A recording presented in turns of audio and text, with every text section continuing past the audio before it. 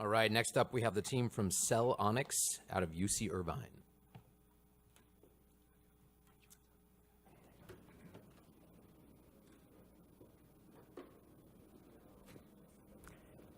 Good afternoon. Thanks for listening to CellOnyx pitch.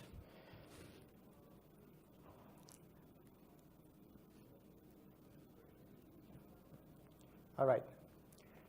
My name is Homayun Yousefizadeh, and CellOnyx offers ISON cellular capacity solutions. So ISON stands for AI-based self-organizing network. In June of 2016, Amer Albana and myself founded CellOnyx, basically out of UC Irvine. I am the former chief technologist of the Boeing company and founder CEO of Tierfleet, currently an adjunct professor at UC Irvine. Amer is former co-founder and CEO of Omega Wireless. He was an engineering director at T-Mobile. And we are joined by our advisors, Brian Jones, former president of AirTouch Cellular, now Verizon, and Ron Busher, former CEO of PowerWave. What is CellOnyx vision? We hope to be the world-leading provider of cellular software capacity solutions for 3G, 4G, 5G, and IoT networks. Let's talk about our problem statement. Our problem statement focuses on cellular congestion in metro areas. This happens due to daily and seasonal peaks, such as rush hour traffic, as well as special events such as concerts and games. What I'm showing to the right of this slide is a picture of a typical metropolitan area, such as downtown LA.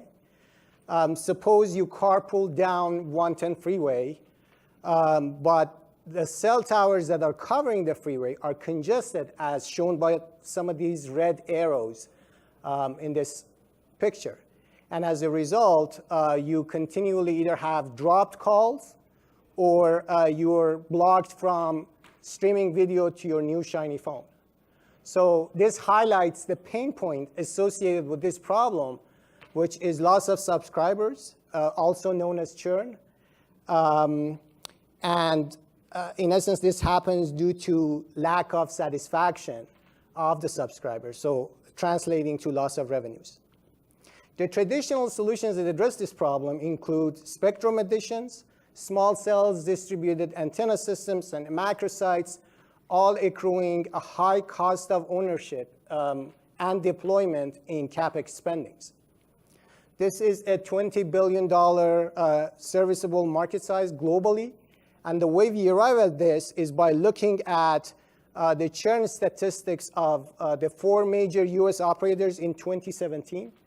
The churn loss is published to be over $21 billion for these operators just in that year in subscriber lifetime values.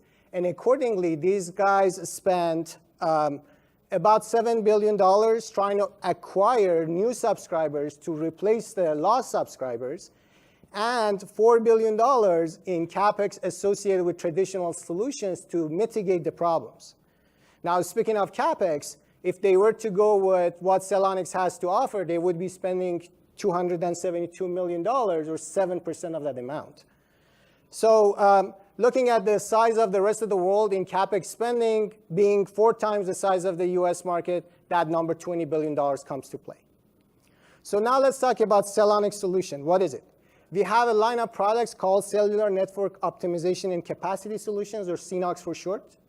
It's basically an alternative cellular traffic load balancing solution that controls the operating parameters of the cell towers within the cluster of interest.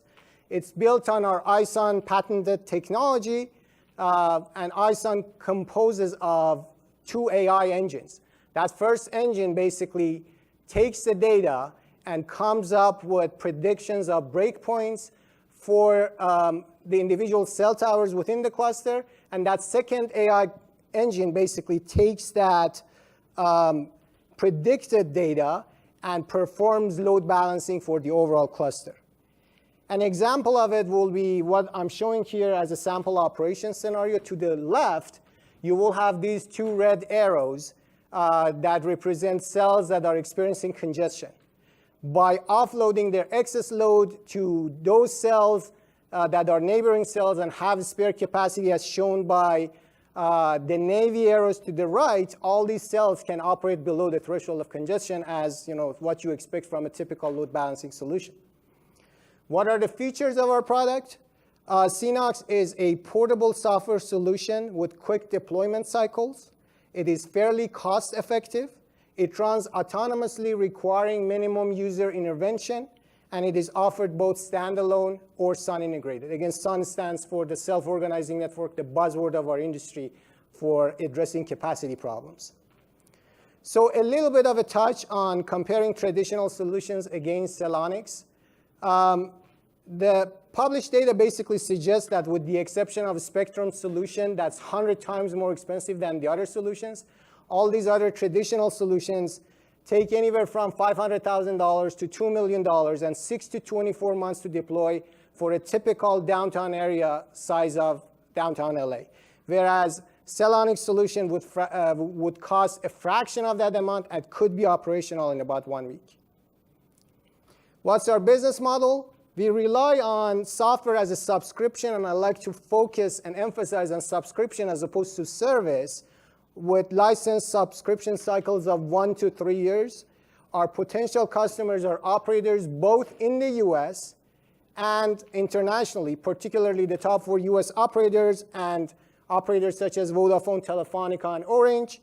The second group of customers are infrastructure providers, whether they are the traditional players within the space, being Cisco and Ericsson as examples, or the newly very aggressive coming to the segment companies such as Google and Facebook.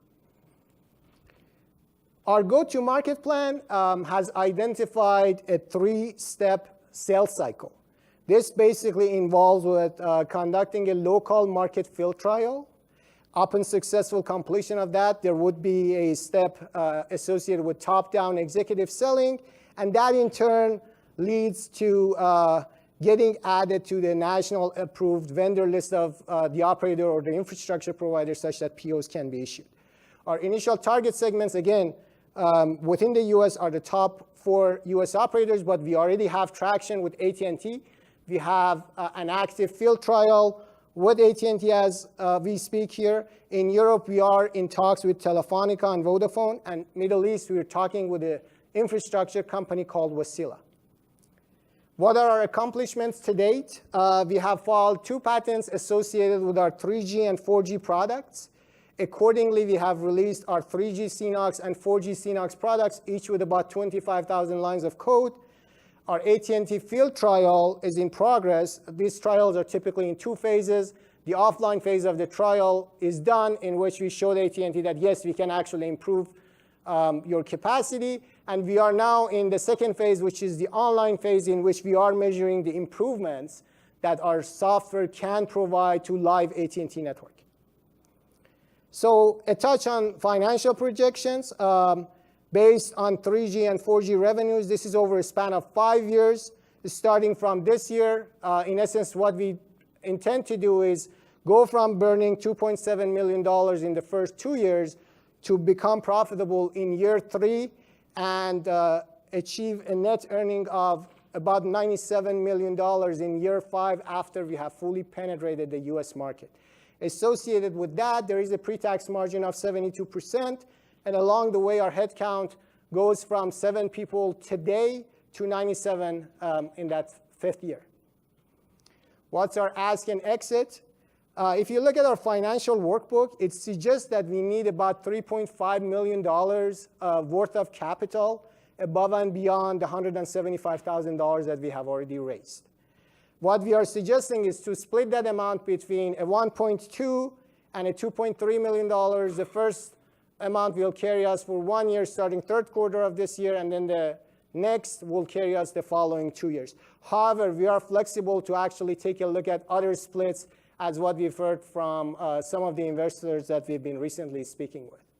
Now, the pie chart to the right shows the first year use of funds. It's basically split between G&A, operations, marketing, and R&D, with the percentages shown on the chart. Our exit strategy, if our financial workbook is materialized, we will be profitable in year 3, and as such, there is an IPO path in year 21. However, it is more likely that our exit will be through a merger and acquisition, with the potential suitors being the infrastructure players in the market that I talked about earlier on, or one of the major mobile operators. So because of the fact that we have already established some contacts with Facebook and some contact with Qualcomm, we're actually heavily bullish on the fact that this technology is of use to these providers, and hopefully one of them comes through when we have reached our goals. So in summary, we have an AI-based ISON patented technology that has translated to cost-effective solutions with a very short return of investment period. We have senior management and advisors with proven track records in place, asking to raise $3.5 million worth of capital. Our year 5 market cap target value is $1.3 billion based on a 5x revenue multiple. Now, unfortunately, I had to squeeze a lot of material of this presentation to make it to my time, but a lot of details are available for those of you who might be interested in looking at those. So this brings me to the end, and I'll be happy to try to answer questions you might have. Thank you.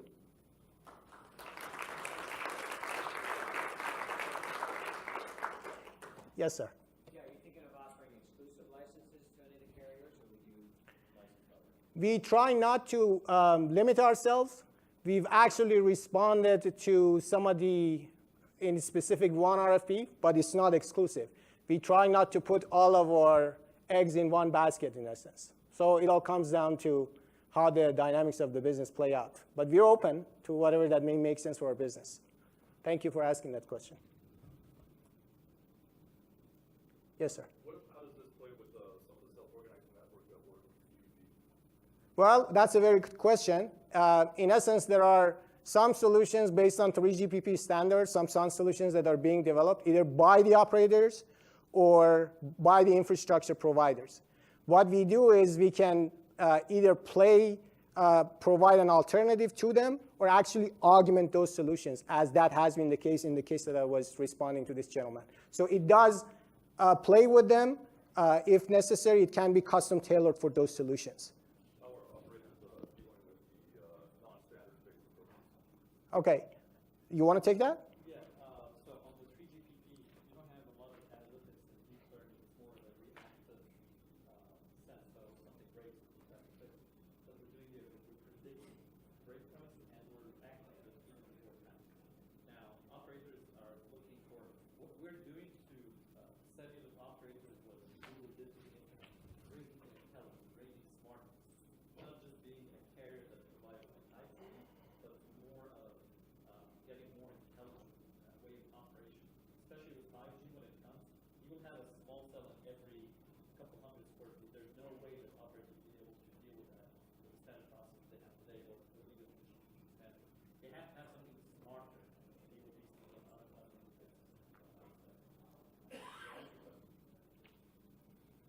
Okay, we are a little bit over our time, but if there are no other questions, I thank you again. Thank you.